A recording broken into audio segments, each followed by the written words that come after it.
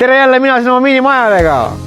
Muidugi meie jaoks olid tähtsad mitte ainult need asjaolud nagu transporditavus, hind, modifitseeritavus, vaid ka see saavutatav turvalisus selles betoonist minimajas.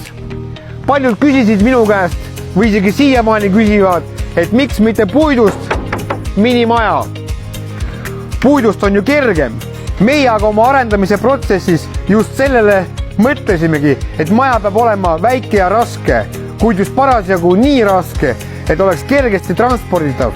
Meie minimaja kaal on sihilikult sellesse kaalukategooriasse loodud. Tähtis asjaolu oli mitte ainult kaitstus inimtegevuse eest, vaid ka kaitstus ilmastikutingimuste ilmingute eest.